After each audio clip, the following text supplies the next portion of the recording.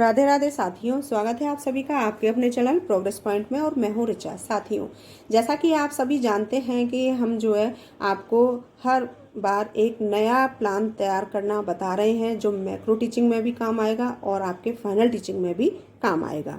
यहाँ पर जो आप पाठ योजना संख्या देख रहे हैं वो आज हमारी नंबर 4 है। इससे पहले हम 3 वीडियोस आपके सामने रख चुके हैं। यहाँ पर डिस्क्रिप्शन बॉक्स में मैं आपके सामने उन सभी का लिंक्स जो है डाल दूंगी। तो आप यदि मैक्रो टीचिंग के लिए फाइल तैयार कर रहे हैं तो आप पूरे 20 प्लान इस चैनल पर देख सकते हैं कंटिन्यू, और सभी का लिंक मैं साथ के साथ डालती जाऊंगी। तो उसके लिए आप यदि नए हैं, चैनल पर पहली बार आए हैं, तो मेरे चैनल को सब्सक्राइब करना बिल्कुल ना भूलें, ताकि हर वीडियो का नोटिफिकेशन आपको समय से मिलता जाए। दूसरी बात, यदि आप फाइनल टीचिंग के लिए इसको तैयार कर रहे हैं तो वहाँ पर भी आपको ये प्लान बहुत ही फायदेमंद होने वाला है। जहाँ हमने बहुत सारे प्लान आपको पहले साइंस के भी बताए हैं, हिंदी के भी बताए हैं, इंग्लिश के भी बताए हैं, संस्कृत के भी बताए हैं, होम साइंस के भी बताए, यानी कि हमने लगभग सभी विषय के, सामाजिक विज्ञान के भी बताए हैं, भूगोल के भी बताए हैं, इतिहास के भी बताए, यानी बहुत सारी वीडियोस हमने इस पे अपलोड की हुई हैं, जहाँ पर आप फाइनल टीचिंग या मैक्रो टीचिंग से संबंधित अपने प्लान देख करके बना सकते हैं। तो ये चीज़ तो आपके लिए यहाँ पर रही। अब यहाँ पर मैं आपको ये बता देती हूँ कि आपको ये पाठ योजना किस तरीके से तैयार करनी है। आज का जो हमारा टॉपिक है यहाँ पर वो है गणित में रेखा गणित है, और रेखा गणित में भी हमने जो टॉपिक लिया है वो है हमारा वृत्त। ठीक है, तो इस तरीके से आप ये संरचना कर लें। यहाँ पर हमने पाठ योजना संख्या 4 ली है। एक चीज़ और मैं आपको बता देती हूँ कि यदि हायर एजुकेशन से संबंधित आपको कोई समस्या है, या बीएड से संबंधित टेट, सुपर टेट इत्यादि जिससे भी समस्या है आपको, तो वहाँ पर आप मुझे मेरे व्हाट्सएप नंबर पर कांटेक्ट कर सकते हैं, और कांटेक्ट नंबर आप नोट कर सकते हैं। नंबर है मेरा 9760529776। इस नंबर पर आप मुझे केवल मैसेज करें, व्हाट्सएप के ज़रिए आप मुझे कॉल ना करें। ठीक है, तो वहाँ आप अपनी समस्याएं बता सकते हैं, तो आपकी समस्या का आप पूरी तरह से समाधान अवश्य दिया जाएगा। तो चलिए पाठ को शुरू करते हैं। सबसे पहले हमें पाठ योजना बनानी है मैक्रो के लिए, तो यहाँ पर हमें या आपको फाइनल टीचिंग के लिए, तो आपको यहाँ पर सबसे पहले क्या है, दिनांक डालनी होगी। उस दिनांक को मैंने यहाँ पर खाली इसलिए छोड़ा है क्योंकि आप जिस दिनांक को पढ़ाने जा रहे हो उसी तारीख को यहाँ पर डालें। अगर आप प्रैक्टिकल के लिए फाइनल प्लान तैयार कर रहे हो तो यहाँ पर उसी जिस दिन आपका प्रैक्टिकल है वो डेट डालें। अगर आप मैक्रो टीचिंग में इस प्लान को आप पढ़ाने जा रहे हो जिस दिन, उसी तारीख को यहाँ पर डालें। ठीक है, दूसरा विषय हमने यहाँ पर गणित लिया है, तो यहाँ पर विषय लिखा है, पीरियड यानी कि चक्र जो है हमारा कौन सा है ये आपके टीचर बता देंगे, आप वो यहाँ पर डाल सकते हैं। कक्षा मैंने यहाँ पर जो लिया है वो 7th ली है, तो यहाँ पर हमने जो है इस चीज़ को डाल दिया है। फिर इसके बाद उप विषय हमने यहाँ पर लिया है, तो वो है हमारा रेखा गणित, यानी कि सब हमारा सब्जेक्ट है, ये हमारा सब्जेक्ट है, ये सब सब्जेक्ट हो गया, तो वो है गणित के अंदर हमने रेखा गणित लिया है। अवधि यानी कि ड्यूरेशन इसकी जो है वो 36 मिनट्स है, और जो टॉपिक हम लेने जा रहे हैं वो है हमारा वृत्त। ठीक है, तो इस तरीके से हमने यहाँ पर इसको रखा हुआ है। अब विद्यालय का नाम जो है यहाँ पर आपके अपने टीचर्स जो हैं वो सजेस्ट करेंगे कि आप किस स्कूल से यहाँ पर क्या डालना है आपको। ठीक है, तो ये हो गया पहले पेज का, ये हमारा कार्य है। या अब यहाँ पर आप ये कहेंगे कि ये 25 है, तो ये 25 तो इसलिए क्योंकि इससे पहले मैं 3 वीडियोस और अपलोड कर चुकी हूँ, तो उसके हिसाब से ये मैक्रो टीचिंग के हिसाब से हमने बनाया, लेकिन इसी से ही हम फाइनल टीचिंग प्लान भी तैयार करते हैं। आगे आपको ये भी बताऊंगी कि फाइनल टीचिंग जो है हमारा वो प्लान, उसमें थोड़ी सी क्या चीज़ हमें इसके अंदर हटानी है ताकि वो फाइनल टीचिंग का प्लान हमारा तैयार हो सके। ठीक है, तो ये चीज़ हमने यहाँ पर, जैसे पहला कॉलम हमने एक छोटा सा बनाया है, ये है हमारा शिक्षण बिंदु वाला कॉलम, और यहाँ पर जितने भी हमारे पॉइंट्स आते जाएंगे उनको उतारते जाएंगे। दूसरा हमने एक बहुत छोटा सा ये कॉलम वाइज बनाया, यानी कि सीरियल वाइज में नंबर लिखने हैं कि हमारे ये कितने कंपोनेंट्स, यानी कि इसको घटक कहा जाता है, कंपोनेंट्स यहाँ पर रखे हैं जो हमारे प्रकरण और उपविषय दोनों से संबंधित यहाँ पर होते हैं। ठीक है, तो यहाँ पर हमने उन सभी को लिख दिया है। उसके बाद यहाँ पर हमने जो विशिष्ट उद्देश्य लिया है ये शिक्षण बिंदु वाले कॉलम में, तो वो विशिष्ट उद्देश्य हमारे ये वृत्त यानी कि प्रकरण से संबंधित हमने यहाँ पर इसको रखा है। सामान्य उद्देश्य हमारे गणित विषय से हो गए, और विशिष्ट उद्देश्य हमारे टॉपिक से संबंधित हो गए, तो इस तरीके से ये विशिष्ट उद्देश्य हो गया। पूर्व ज्ञान यानी कि प्री नॉलेज बच्चे को, यानी 7th क्लास का प्लान हमने तैयार किया है, तो बच्चे के अंदर प्री नॉलेज जो होनी चाहिए वो 6th क्लास की होनी चाहिए। तो इस तरीके से हमने यहाँ पर ये पूर्व ज्ञान रख दिया।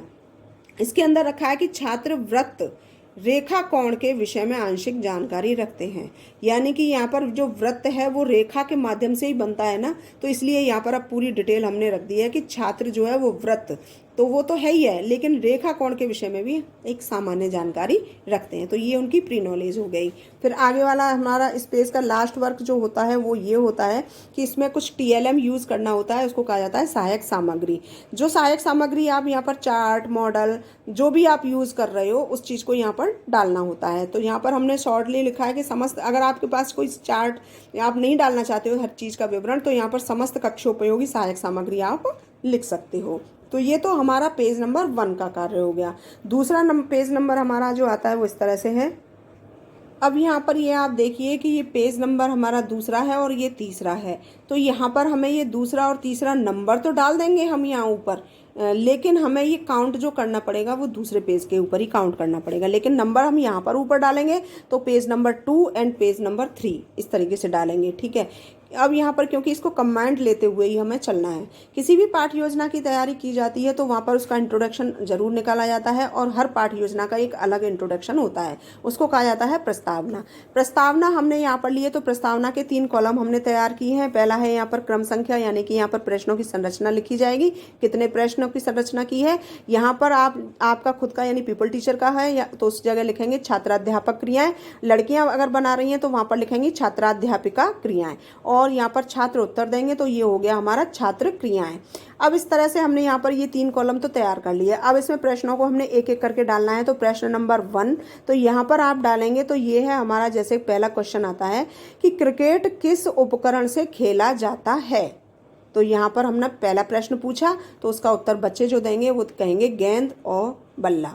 तो हम इसको वैसे भी लिख सकते हैं कि बॉल और बैट, ये भी लिख सकते हैं जैसे चाहें। तो लेकिन बच्चा हर तरह का समझ में नहीं आए या जैसे भी है तो ये तो बहुत आसान सा जवाब दे देंगे, तो आप अपनी इच्छा अनुसार यहाँ पर डाल सकते हैं।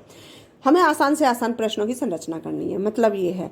दूसरा प्रश्न जो हम डालेंगे कि इसी आंसर को इसके अंदर दूसरे क्वेश्चन में डालते हुए गेंद का आकार कैसा होता है, तो बच्चे आंसर देंगे गोलाकार या फिर गोल, दोनों तरह से वो देख सकते हैं। तीसरा आंसर जो है हमने इसको लिया आंसर को, तो यहाँ पर तीसरा जो क्वेश्चन तैयार किया हमने उसमें लिखा गोलाकार को और किस नाम से जाना जाता है, तो उसको आंसर दे देते हैं बच्चे वृत्त, ठीक है। तो यहाँ पर ये आपका हो गया।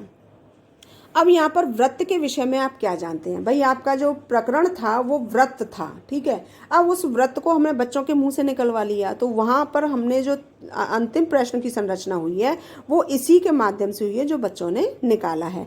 तो यहाँ पर हमने इसको डाल दिया कि वृत्त के विषय में आप क्या समझते हैं, तो यहाँ पर हमने लिख दिया। बच्चे जो है आसानी से जवाब दे भी सकते हैं और आसानी से जवाब नहीं भी दे सकते, दोनों ही बात हो सकती हैं। तो आप यहाँ पर समस्यात्मक भी लिख सकते हो और समस्यात्मक ऑब्लिक संभावित उत्तर ये भी लिख सकते हो, ठीक है। तो ये तो हमारा प्रस्तावना हो गया। इसके बाद अब हमारी पाठ योजना जैसे शुरू होगी, तो ये हमने पहले देखा कि उद्देश्य कथन हमारा इम्पोर्टेंट होता है। पहला प्रस्तावना इम्पोर्टेंट होता है, उसके बाद उद्देश्य कथन कि किस चीज़ से आप पूरी क्लास को आज अवगत कराने जा रहे हो, पढ़ाने जा रहे हो, तो उस चीज़ को यहाँ पर लिखना अत्यंत आवश्यक होता है और ये बोलना भी कक्षा में अत्यंत आवश्यक होता है। जैसे अतः आज हम सभी वृत्त नामक पाठ का विस्तृत रूप से अध्ययन करेंगे। तो यहाँ पर जब बच्चों को बता दिया कि आज हम वृत्त यहाँ पर निकल आया, तो बताओगे ना आप उनको कि आज हम किस चीज़ के विषय में अवगत करा रहे हैं, तो वो है हमारा वृत्त, तो उस चीज़ को यहाँ पर लिख देंगे। अब बात ये आती है कि यहाँ से शुरू करना है और इस पेज पर इसको ख़त्म करना है। जैसा अभी मैंने आपको बताया कि पाठ योजना इन दोनों प्लान को मिला करके हमारी ये तैयार की जाएगी, तो ये कंबाइंड हमारा होगा, लेकिन पेज नंबर हमें उसी हिसाब से डालने हैं। तो ये दूसरा पेज नंबर है, ये तीसरा पेज नंबर है, ठीक है। तो इस तरीके से हो गया। अब पाठ की संरचना हमें किस तरीके से करनी है, तो जैसा कि आप ये देख रहे हैं कि इस पेज में भी 3 कॉलम बनाए हैं और इस पेज में भी 3 कॉलम बनाए हैं, तो कुल टोटल हमारे 6 कॉलम तैयार होने हैं। 6 कॉलम के अंतर्गत हमने यहाँ 3-3 का विवरण किया है। तो जैसे कि शिक्षण बिंदु है, इस शिक्षण बिंदु में जो टॉपिक आप पढ़ाओगे, यानी वृत्त तो आपका प्रकरण हो ही गया, इस वृत्त के अंदर भी जिन जिन स्टेप को आप रखते जाओगे उसका विवरण यहाँ पर रखते जाओगे, वो शिक्षण बिंदु में आएगा। प्रश्नों की संरचना जैसे ये हो गई। तो यहाँ पर उसके बाद ये हमारा पैराग्राफ आ गया, पैराग्राफ आ गया तो हमारा इसको क्या कहते हैं, तो वो रखा जाएगा। इस तरीके से हमें ये यहाँ पर शिक्षण बिंदु वाले कॉलम में लिखना है। यहाँ पर पीपल टीचर की एक्टिविटीज़ हैं, तो यहाँ पर आप अपना हिसाब से लिखोगे। लड़कियाँ हैं तो छात्राध्यापिका क्रियाएं और लड़के हैं तो छात्र अध्यापक क्रियाएं। तो ये कॉलम दूसरा आपका हो गया। तीसरा कॉलम उन छात्रों का हो गया जो आप पाठ को पढ़ेंगे और आपके उत्तरों को देंगे। तो यहाँ पर हो गया वो छात्र क्रियाएं। इस पेज के अंदर 3 कॉलम आते हैं, तो वो आते हैं कि विधि प्रविधि, किस किस विधि और प्रविधि का प्रयोग हुआ है उन सबको यहाँ पर रखते जाओगे। फिर आता है श्याम पटकारे, ये बहुत ही ज़रूरी है यूजिंग ब्लैक बोर्ड का। तो यहाँ पर आप रखोगे, इसमें जो भी शॉर्ट हमारा एक पॉइंट आता है इस पैराग्राफ से अंतर्गत, तो यहाँ पर आप इस पैराग्राफ को बहुत शॉर्ट में कुछ बिंदु हैं, कुछ विवरण है, उसको यहाँ पर रखोगे। अगर कोई डेफिनेशन है तो उसको भी रख सकते हैं। तो इस तरीके से ये हो गया।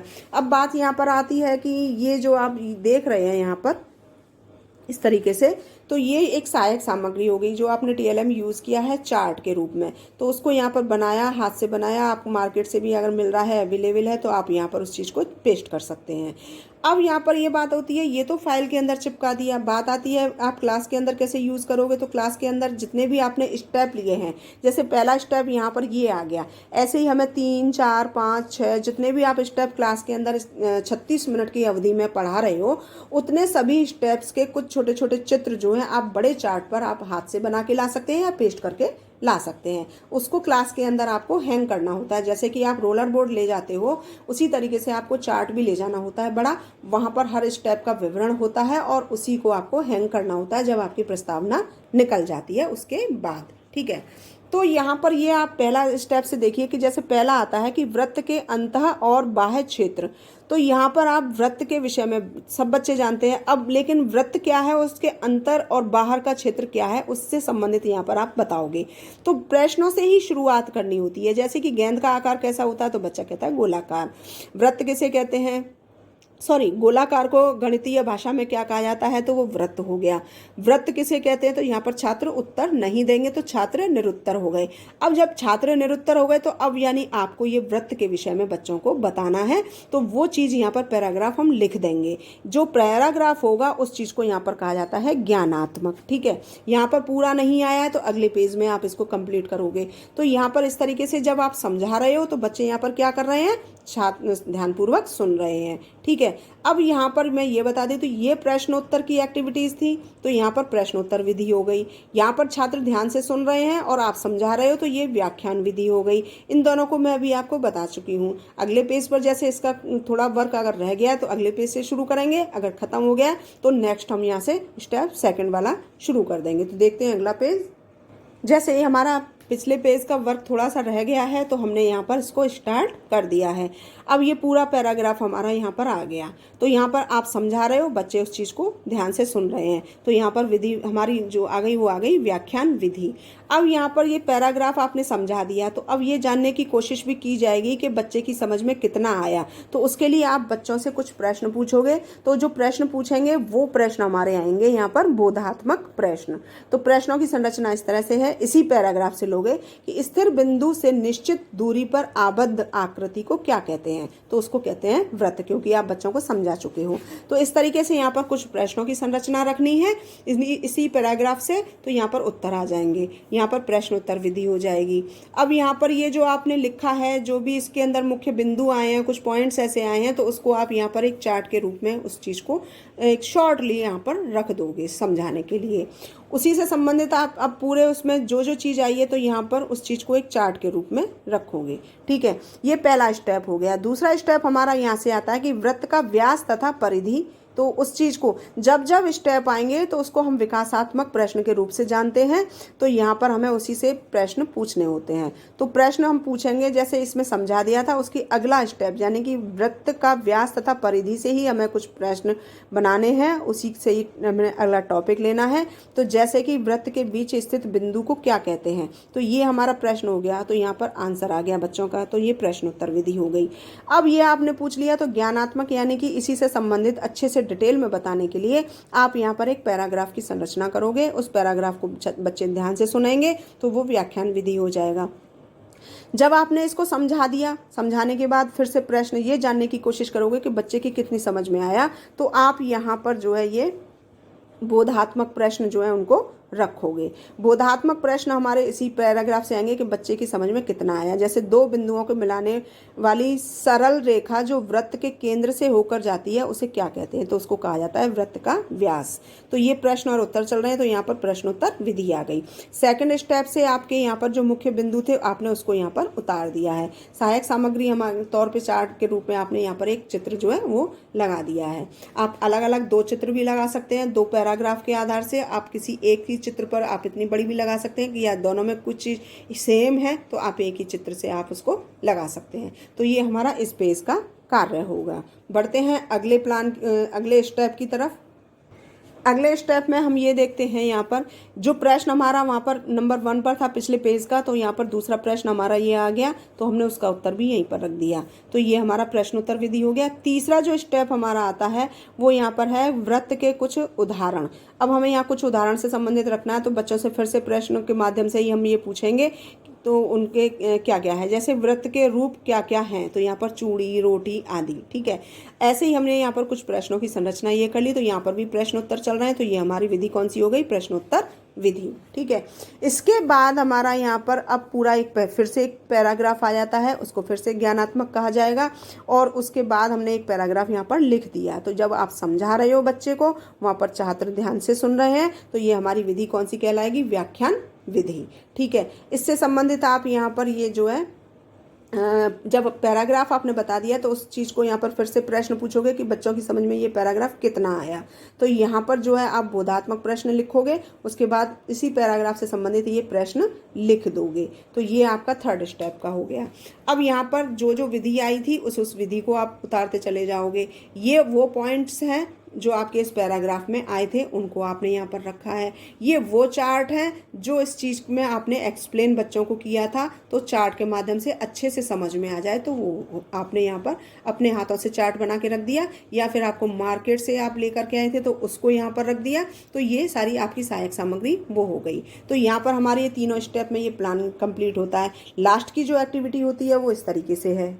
लास्ट की एक्टिविटी के अंतर्गत ये देख रहे हैं आपकी पुनरावृत्ति प्रश्न, यानी कि पुनः दोहराने वाले ये उत्तर हैं, प्रश्न हैं। तो यहाँ पर आप वही प्रश्नों को रख सकते हैं, इसमें रखना है, तभी इसको पुनरावृत्ति कहा जाता है कि जो प्रश्न आप पहले कक्षा में बच्चों से किसी भी रूप से पूछ चुके हो पाठ को पढ़ाने के दौरान, उन्हीं प्रश्नों को आपको यहाँ पर रखना है। अब यहाँ पर प्रश्नों की संरचना हम कम से कम 5 प्रश्नों से हमें कम नहीं रखना, कम से कम 5 में हमें रखना होता है, और 12 प्रश्नों से ज़्यादा हमें इसको नहीं रखना है। ठीक है, तो ये तो हमें वही प्रश्न हमने रख दिए जो हमने पिछली बार पूछे थे इसके अंदर, पाठ के अंदर। तो ये हो गया। अब यहाँ पर मुख्य चीज़ हमारी ये देखने को आती है कि जैसे कि आप ये गृह कार्य देख रहे हैं, इस गृह कार्य को आप यहाँ पर उतारेंगे अगर आप मैक्रो प्लान तैयार कर रहे हैं तो। अदरवाइज आप इसको फाइनल टीचिंग के लिए उतार रहे हैं प्लान को, तो आप यहाँ पर गृह कार्य ये कॉलम ना डालें, ये बिंदु ना डालें, बिल्कुल गृह कार्य को हटा दीजिए। फाइनल टीचिंग में गृह कार्य नहीं डाला जाता है और मैक्रो टीचिंग में हमारा गृह कार्य अवश्य होता है। तो इस चीज़ का आपको ध्यान करना है। यदि आप मैक्रो टीचिंग के लिए फाइल तैयार कर रहे हैं तो आप गृह कार्य डाल सकते हैं, और यदि आप फाइनल टीचिंग के लिए आप ये प्लान तैयार कर रहे हैं तो वहाँ पर ये गृह कार्य हटा दीजिए। तो ये आपका कार्य हो गया। इसके बाद आप ये देख रहे हैं कि पर्यवेक्षक की टिप्पणी यदि हो तो यहाँ पर मैं ये आपको बता दूँ कि ये डालना अत्यंत आवश्यक होता है, क्योंकि यहाँ पर अगर आप मैक्रो टीचिंग के लिए प्लान तैयार कर रहे हैं तो आपके सब्जेक्ट टीचर जो हैं वो पाठ देख रहे हैं, आपका परफॉर्मेंस देख रहे हैं, आपकी क्या गलती है उसको देख रहे हैं, तो वहाँ पर वो कुछ अपने कमेंट्स जो है यहाँ पर रख सकते हैं आपके सुधार हेतु। ठीक है, यदि आप फाइनल टीचिंग के लिए बना रहे हैं तो जो 3 एग्जामिनर्स आते हैं वो अपने सिग्नेचर यहाँ पर करेंगे। यदि आपका परफॉर्मेंस बहुत ही अच्छा है तो वो अपनी कुछ टिप्पणी भी लिख सकते हैं, और नीचे यहाँ पर वो हस्ताक्षर करेंगे। तो ये हमने हस्ताक्षर वाला कॉलम भी रख रखा है। तो यहाँ पर ये इस तरीके से हमने पाठ संरचना की है। और यदि आपको अच्छी लगी है वीडियो, आपको पाठ संरचना अच्छी लगी है, आपके काम की है, तो प्लीज़ आप वीडियो को लाइक करना बिल्कुल भी ना भूलें, क्योंकि आपके एक लाइक से ही मैं प्रोत्साहित होते हुए आपके लिए और बेहतर से बेहतर करने की कोशिश कर सकती हूँ और करती हूँ। ठीक है, यदि आपके कोई सहपाठी ऐसे हैं जिनका सब्जेक्ट मैथ है तो आप इस वीडियो को वहाँ पर भी शेयर कर सकते हैं। साथ ही मैं आपसे ये कहूँगी कि हायर एजुकेशन के संबंधित आपकी कोई भी परेशानी है तो आप मुझे मेरे व्हाट्सएप नंबर पर जो मैंने अभी बोला था उस पर आप मुझे कांटेक्ट कर सकते हैं, परंतु आप मुझे कॉल ना करें, वहाँ पर आप ओनली मैसेज छोड़ दें। तो वहाँ पर आपकी समस्या का हर संभव प्रयास किया जाता है कि आपकी समस्या का सॉल्यूशन जो है वो आसानी से निकाला जा सके। तो आप वीडियो को लाइक करना ना भूलें, शेयर करना ना भूलें। यदि चैनल पर पहली बार आए हैं तो प्लीज़ चैनल को आप सब्सक्राइब ज़रूर कर लें, ताकि हर वीडियो का नोटिफिकेशन आपको समय से मिलता जाए। फिर से एक बार रिपीट किए देती हूँ कि मैं यहाँ पर आपको पूरे इस सब्जेक्ट में यानी कि मैथ में पूरे 20 प्लान बताने जा रही हूँ, जिसमें आज हमने चौथे नंबर का बताया है। इसी तरीके से बाकी पिछली वीडियोस का मैं सारा लिंक इसमें नीचे डिस्क्रिप्शन बॉक्स में डाल दूंगी, और आगे आने वाली वीडियोस के लिए देखने के लिए आपको चैनल सब्सक्राइब कर दीजिए, और ऑल का जो बटन है उसको भी आप प्रेस कर सकते हैं, जिससे कि आपको हर वीडियो का नोटिफिकेशन समय से मिलता जाए। वीडियो देखने के लिए आप सभी का बहुत बहुत धन्यवाद। नमस्कार, राधे राधे।